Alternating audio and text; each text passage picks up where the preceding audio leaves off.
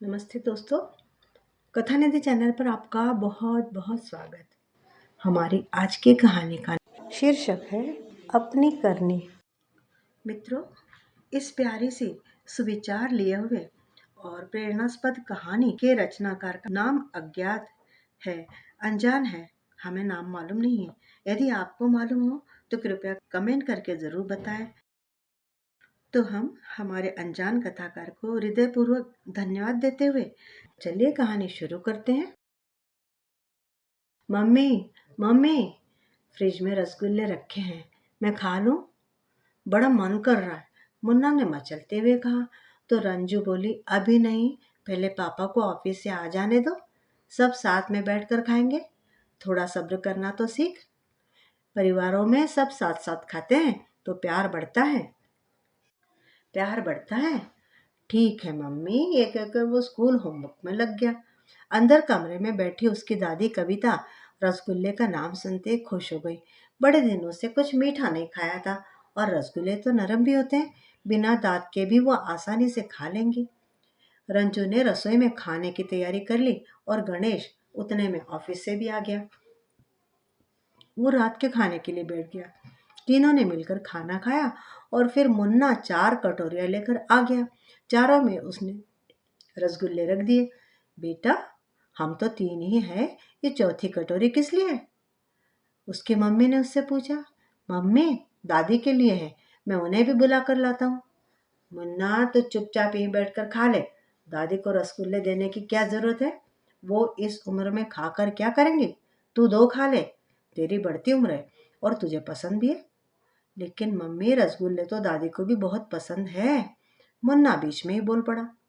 मुन्ना, तेरी मम्मी ठीक करिए कह रही है, तू बहस मत कर। तेरी दादी तो सो चुके होंगे और अब वो रसगुल्ले खाकर करेगी क्या? गणेश ने तेज आवाज में कहा तो मुन्ना भी सहम गया और चुप हो गया।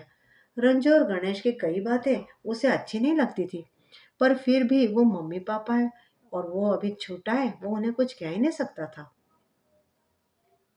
कविता जी एक वृद्ध और विधवा माँ है। अपने पति को खोए हुए बरसों हो गए थे। पति की मौत के बाद धोखे से बेटे बहू ने सारी जायदाद हथिया ली और अब वो दोनों उन्हें हर तरह से परेशानी करते हैं।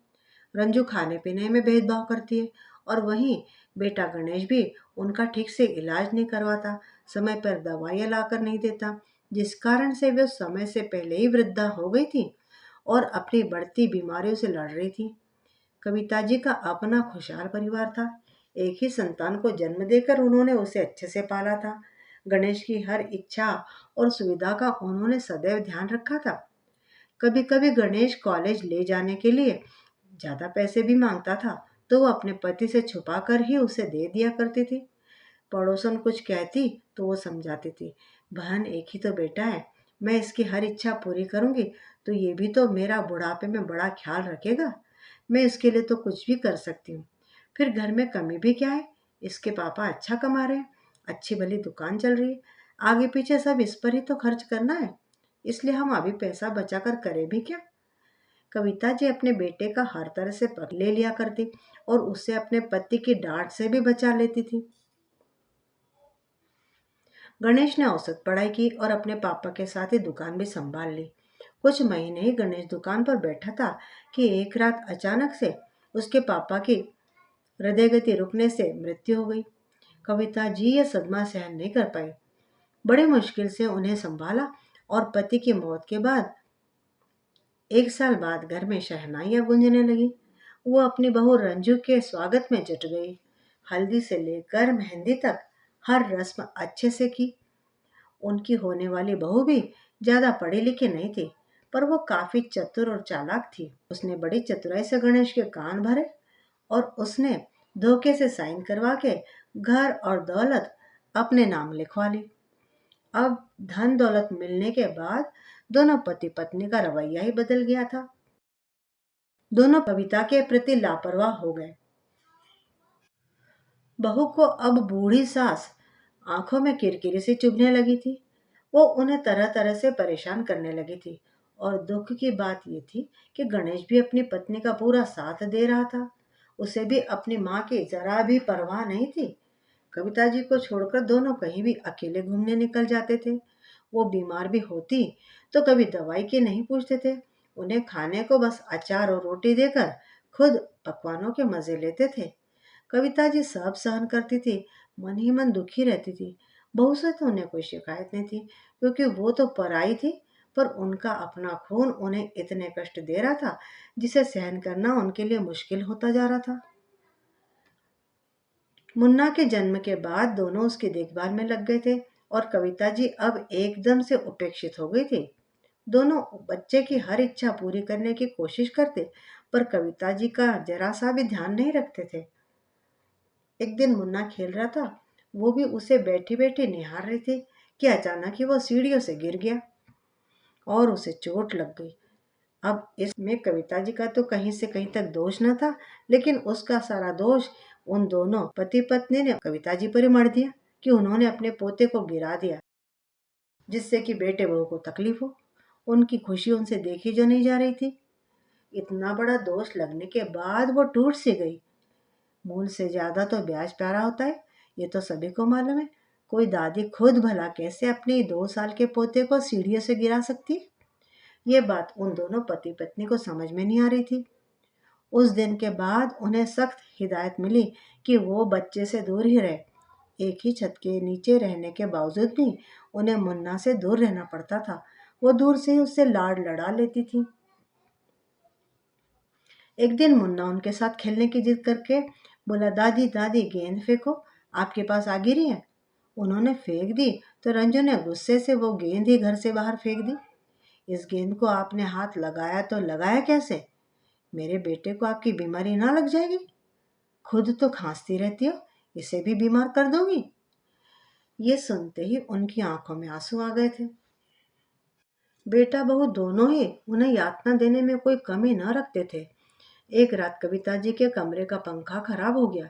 बड़ी गर्मी थी। उन्होंने बेटे से ठीक करवाने को कहा। सुन के गणेश भड़क गया। वैसे ही घर में इतने खर्चे लगे रहते हैं और आप रोज नया नया खर्चा बताती हो। कभी दवाई ला दो, कभी चश्मा बनवा दो, कभी पंखा ठीक करवा दो। इन सब में ही पैसा बर्बाद करता रहूंगा तो अपनी पत्नी और बेटे को क्या खिलाऊंगा? अपने मम्मी पापा का यही व्यवहार देखकर समय के साथ मुन्ना बड़ा होता जा रहा था। अपनी बीमारियों और बेटे बहू की उपेक्षा के कारण कविता जी जल्दी स्वर्गवासी हो गई। उनकी मौत पर बेटे बहू ने सम बेटे बहू ने समाज को दिखाने के लिए मगरमच्छ के आंसू बहाए, लेकिन मुन्ना के मन में अपने दादी के लिए बहुत सारा प्यार था। छोटा होने के कारण वो अपने मम्मी पापा से कुछ कह तो नहीं पाता था, पर वो उनके गलत व्यवहार को समझता था और उससे बहुत दुखी रहता था। अपनी पढ़ाई पूरा होने के बाद मुन्ना भी अपने पापा के साथ ही दुकान के काम पर लग गया। दोनों मिलकर अच्छे से दुकान चला रहे थे। अब रंजू को उसकी शादी की चिंता सताने लगी।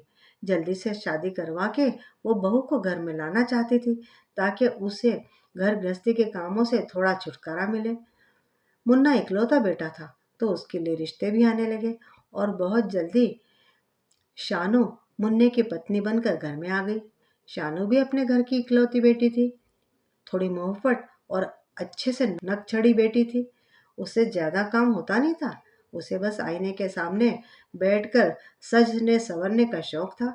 खाना बनाने में उसे बड़ा जोर आता था।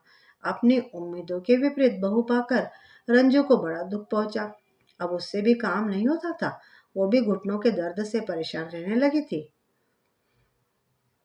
एक सुबह बहुत देर हो गई, शानू अपने कमरे से निकली नहीं, तो रंजू ने जोर से दरवाजा खटखटाया। सुनकर मुन्ना ने गुस्से से दरवाजा खोला। क्या बात है, क्यों हमारी नींद खराब कर रही हो? अपने बेटे का गुस्सा देखकर रंजू झेप गई। बहू उठी नहीं और मुझे चाय पीनी है, उन्होंने कहा। अपने आप जाकर रसोई में बना लीजिए। चाय बनाने में शानू क्या करेगी? एक रविवार का दिन है तो आराम का मिलता है। रंजू भारी कदमों से रसोई घर में गई, पर वहां दूध था नहीं। नहीं था, केवल पानी में पत्ती उबाल कर ले आई और गणेश को भी चाय दे दी। ये क्या, बिना दूध की चाय? घर में क्या दूध नहीं है? दूध रात को तो था, पता नहीं कहाँ गया। अभी दूध वाला तो देर से आएगा, तो अभी यही चाय पी लीजिए। ये कहकर रंजू ने गणेश को चाय दी पीने के लिए और खुद भी ले ली पीने के लिए। चाय पीते हुए गणेश को पुरानी बातें याद आ गई। एक दिन इसी तरह उसने अपनी माँ को चाय पिलाई थी। उनके बार बार चाय मांगने पर रंजू ने परेशान होकर बिना दूध की चाय दे दी थी। उस दिन के बाद कविता जी ने कभी दोबारा आगे होकर चाय नहीं बनवाई।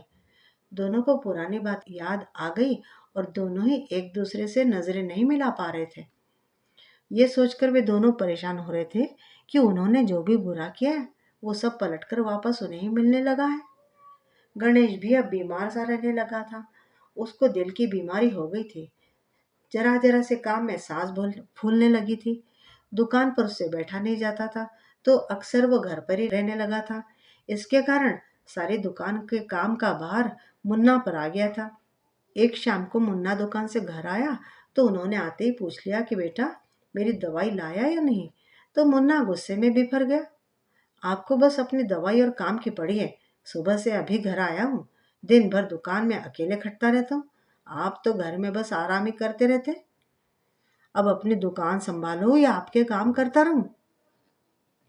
एक जान को 100 काम लगे रहते हैं और आपकी फरमाइशें हैं कि पूरी नहीं होती है। एक दिन दवाई नहीं लेंगे तो मर तो नहीं जाएंगे। अपने बेटे के मुंह से इतनी कड़वी बातें सुनकर उनका दिल और बैठ गया। दुख तो इस बात का हो रहा था कि उन्होंने जो बुरा व्यवहार अपनी माँ के साथ किया वही उनका बेटा उनके साथ कर रहा है। बेटे की तो इसमें कोई गलती नहीं है। आखिर उसने भी तो बचपन में यही सब देखा था। उन्होंने कभी उसे सही संस्कार दिए ही नहीं, तो बेटा सीखता कैसे। गणेश के आंसू अंदर ही अंदर बहने लगे। आंखें निस्तेज हो गई। उसने दिल पर पत्थर रख लिया, क्योंकि अभी तो उसकी सजा की शुरुआत ही हुई है। तभी उसे रसोई से चीखने की आवाज सुनाई दी। उनकी बहू शानू चिल्ला रही थी, अभी से भूख लग गई? अभी तो शाम हुई है। सुबह ही तो खाना दिया था। अब दिन भर तो खाने को नहीं मिल सकता है। आपकी भूख है कि क्या खत्म ही नहीं होती? हर थोड़ी देर में बहू कुछ दे दे, बहू कुछ दे दे। अपने घर में भंडारा थोड़ी खोल रखा है जो दिन भर खाना मिलता रहेगा। अभी तो ये दुकान से आए हैं, पहले अपने पति को तो कुछ खिला दो, फिर खाना। वैसे भी दोनों दिन भर घर में तो पड़े रहते हो।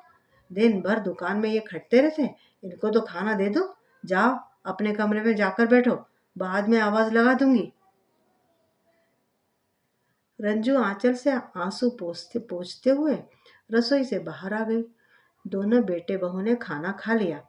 बाद में ही इन दोनों को खाना मिलता है। रंजू किसी काम से फ्रिज खोलने लगी तो उसको दिखाई दिया कि उसमें आइसक्रीम रखी हुई थी। आइसक्रीम देखकर उसका मन मचल गया। तभी उसकी बहू आई और आइसक्रीम निकालकर 2 कटोरियों में भरकर अपने कमरे में ले गई और कमरा बंद कर लिया। उनको पुराने दिन याद आ गए। वो भी अपनी सास को कोई मिठाई या अच्छी चीज खाने को नहीं देती थी, हमेशा भेदभाव करती थी। आज उनकी बहू भी तो उनके साथ वैसा ही कर रही है। वो आकर चुपचाप अपने कमरे में बैठ गई। उन्हें अपने सारे काम याद आ रहे थे और उनकी आंखें भरी भरी आ रही थी। अपनी पत्नी की दशा देखकर गणेश को बहुत दुख हुआ। उसे बार बार यही महसूस हो रहा था कि काश वो अपनी माँ की सेवा करते और रंजू के गलत काम और बुरे व्यवहार में उसका साथ न दिया होता उसने, तो आज उसका बुढ़ापा शायद बेहतर होता। उसका बेटा मुन्ना भी उसकी सेवा करता, इस तरह की कड़वी बातें तो ना सुनाता। अब गणेश और रंजू दोनों को बेटे बहू के साथ रहना मुश्किल सा लग रहा था। कुछ दिनों बाद गणेश ने कुछ फैसला कर लिया और दोनों को कमरे में बुलाया। मुन्ना, ये घर के और दुकान के कागजात है जो मैंने तुम दोनों के नाम कर दिया है, जिसे मैंने तेरी दादी से धोखे से हत्या लिया था। हम दोनों ने उन्हें बहुत दुख दिए थे बेटा, उसी का फल हमें आज मिल रहा है। बेटा दोष तेरा और बहू का बिल्कुल भी नहीं है, मैं ये कहता ही नहीं हूँ। ये तो हमारे दुष्कर्म थे जो लौटकर हमारे सामने आ रहे। हम तुझे कभी अच्छे संस्कार नहीं दे पाए। मैं ना तो अच्छा बेटा बन पाया और ना ही अच्छा पिता बन पाया। हम दोनों यहाँ रहेंगे तो तुम्हारे व्यवहार का असर तुम्हारे होने वाले बच्चों पर भी पड़ेगा। इसलिए अब हम दोनों अपने किए का प्रायश्चित करने के लिए हरिद्वार में एक संत के आश्रम में जाना चाहते, वहीं हम शरण लेंगे। अब वहीं जाकर सत्संग करेंगे और सेवा भी। कभी हमारी याद आए या तू हमें माफ कर सके तो मिलने आ जाना, होने वाले बच्चे का चेहरा दिखा जाना। ये कहकर गणेश और रंजू दुखी मन से पछतावा करते हुए अपना सामान बांधकर घर से हरिद्वार के लिए रवाना हो गए। तो मित्रों, आपको क्या लगता है, गणेश और रंजू ने लिया हुआ फैसला उचित था क्या? आपको कहानी कैसी लगी कमेंट करके बताइएगा ज़रूर। और चैनल पर नए हैं तो चैनल को सब्सक्राइब भी ज़रूर कर लीजिएगा। मिलती हूँ जल्द ही बढ़िया सी कहानी के साथ। तब तक विदा। आपका दिन शुभ हो।